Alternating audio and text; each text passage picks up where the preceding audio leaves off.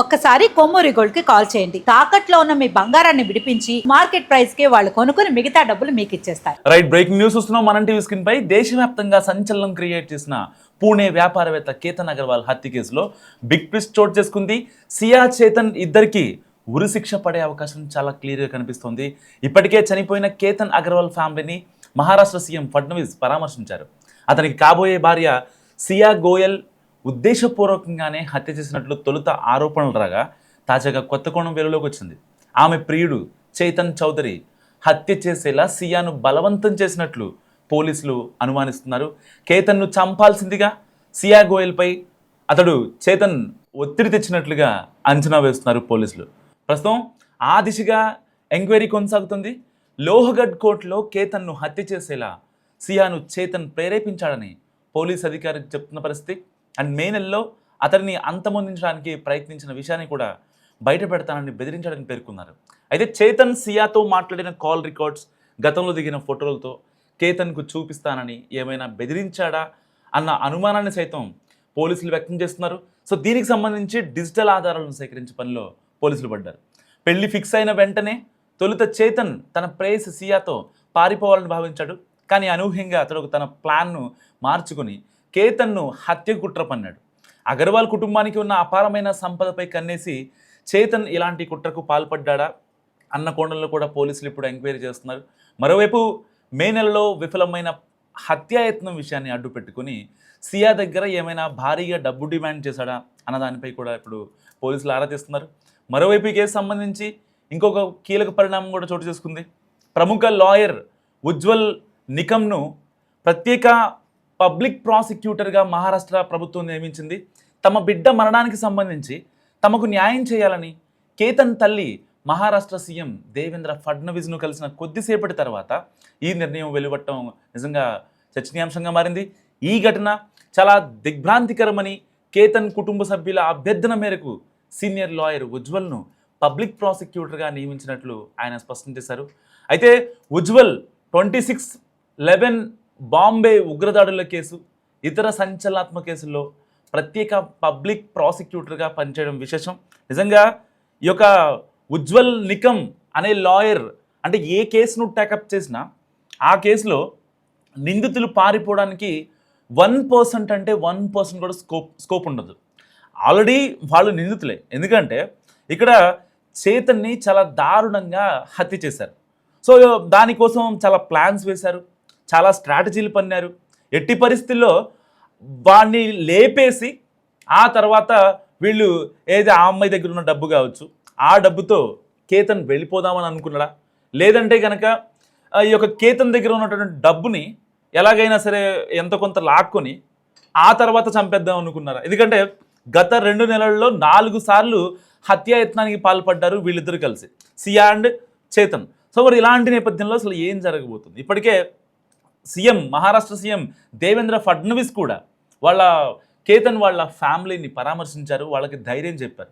So వాళ్ళు కూడా చాలా సాఫ్ట్గా రియాక్ట్ అయింది ఇటు సీఎం ఆఫీస్ కూడా. ఎందుకంటే పర్టికులర్గా వాళ్ళు ఉరిశిక్ష వేయాలని డిమాండ్ చేశారు. ఎందుకంటే ఉజ్వల్ నికమ్ అనే ఒక పబ్లిక్ ప్రాసిక్యూటర్, ప్రముఖ న్యాయవాదిని నియమించుకోవడం కూడా ఒక రకంగా వాళ్ళకి ఎట్టి పరిస్థితుల్లో వాళ్ళు యావజ్జీవ కారాగార శిక్ష, లేదంటే ఇటు కఠిన కారాగార శిక్ష కావచ్చు, లేదంటే కనుక ఇంక ఎక్స్ట్రీమ్ అయితే ఉరిశిక్ష కూడా పడే అవకాశం ఉందని కూడా మనకి తెలుస్తున్నటువంటి సమాచారం.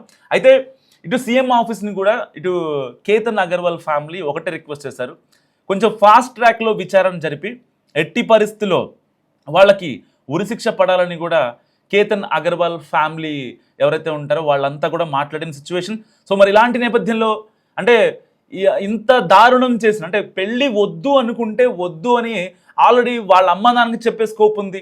ఇటు కేతన్కి డైరెక్ట్గా చెప్పకపోతే కనీసం వాళ్ళ అమ్మ నాన్నకి చెప్పే ఉంటుంది, ఆ ఇది ఉంటుంది. ఎందుకంటే ఆల్మోస్ట్ నిశ్చితార్థం అయిపోయింది. సో మాట్లాడుతూ ఉంటారు ప్రతిరోజు సాయంత్రం ఇంటికి వచ్చిన తర్వాత.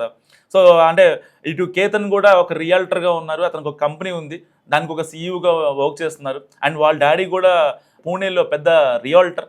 సో వాళ్ళు అంటే వాళ్ళ పనులన్నీ అయిపోయిన తర్వాత ఇంటికి వచ్చిన తర్వాత వాళ్ళ కాబోయే కోడలికి ఫోన్ చేసే క్రమంలో, మాట్లాడే క్రమంలో నిజంగా వాళ్ళ కేతన్ వాళ్ళ అమ్మతోనో, లేదంటే కనుక సియా వాళ్ళ మమ్మీ డాడీతోనో చెప్పేస్తే అసలు అయిపోయేది వాస్తవానికి. కానీ ఇంత దారుణంగా ఇంత మోసం చేసి ఇన్నిసార్లు ప్లాన్లు వేసి 2400 గంటల కాన్వర్జేషన్ కేవలం వాడిని చంపడం కోసం వీళ్ళు వేసిన ప్లాన్ అండ్ ఎత్తుగడ 2400 కాల్స్ అండ్ 268 గంటల కాన్వర్జేషన్.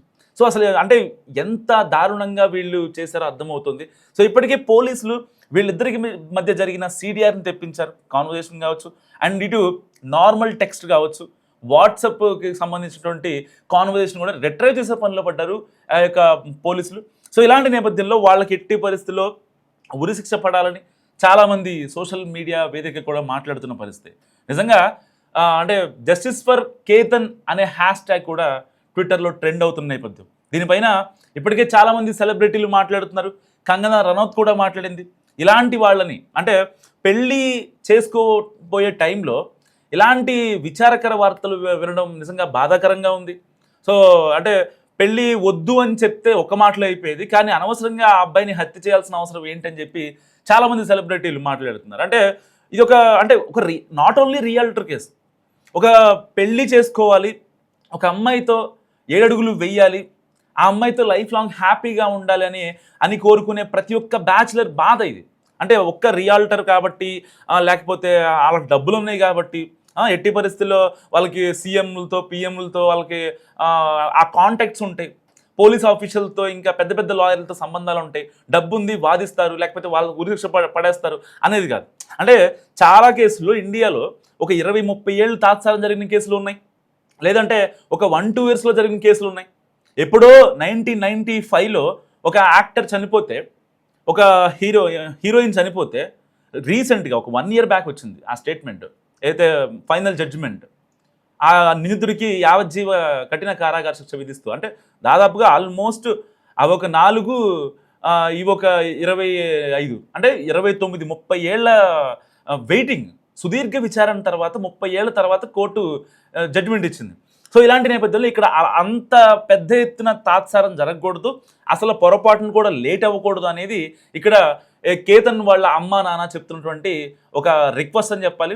సో ఇలాంటి నేపథ్యంలో చాలామంది అంటే ఇటు సోషల్ మీడియాలో ఎవరు మాట్లాడినా అసలు చంపేయాలి, హత్య చేయాలి అనే పాయింట్కి ఎందుకు వెళ్ళింది, లేకపోతే అసలు ఎందుకు ఆ అమ్మాయి అంత ఎక్స్ట్రీమ్గా ఆలోచించింది, ఒకవేళ ఈ వీళ్ళనే చంపేద్దాం అనుకుంది కదా, ఒకవేళ నిజంగా రేపొద్దున వాడితో ఏమైనా ఇబ్బంది అనుకోండి ఫర్ ఎగ్జాంపుల్, వాడిని కూడా చంపేస్తుంది కదా. అసలు చంపేయడం అండ్ ఇంకొక కోణం ఇక్కడ ఉంది. ఇప్పుడు ఏదైతే ఆ చేతన్ ఉన్నాడో ఆ చేతన్ డబ్బు కోసమా ఇదంతా చేసింది. అంటే బేసిక్గా చేతన్ అనే వ్యక్తి ఎవరైతే సియా వాళ్ళ ఫస్ట్ బాయ్ ఫ్రెండ్ ఉన్నాడో వాళ్ళకి ఫినాన్షియల్గా కాస్త అంతంత మాత్రం.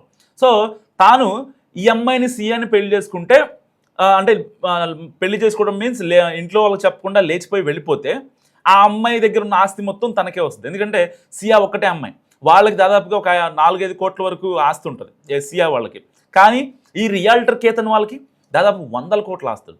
సో వీళ్ళిద్దరికీ పెళ్లి జరిగితే మళ్ళీ ఫ్యూచర్లో ఫర్దర్గా ఆ అమ్మాయికి మళ్ళీ పెళ్లి చేసి లేకపోతే ఇంకోటి, ఎందుకంటే పెద్దోళ్ళ ఇంటికి వెళ్ళిన తర్వాత ఒకవేళ కేతన్ పెళ్ళి అయ్యాక చనిపోయాడు అనుకోండి ఫర్ ఎగ్జాంపుల్, ఇంకా లైఫ్ లాంగ్ ఆ అమ్మాయి ఆ ఇంట్లోనే ఉండాలి, బయటకు వచ్చే ఛాన్స్ లేదు. కాబట్టి ఆ అమ్మాయిని కనుక సేఫ్గా అంటే చాకచక్యంగా ఒకవేళ కనుక పెళ్ళి అవ్వకుండానే డబ్బులు ఏమైనా లాగగలిగితే అది చేతన్కి హెల్ప్ అయ్యే అవకాశం ఉంది. సో లాజిక్ అర్థమైంది కదా. పెళ్ళి అయితే సియాకి ఇటు కేతన్ అగర్వాల్కి పెళ్ళి అయితే తర్వాత ఈ చేతను సియాని పెళ్లి చేసుకునే అవకాశం ఉండదు.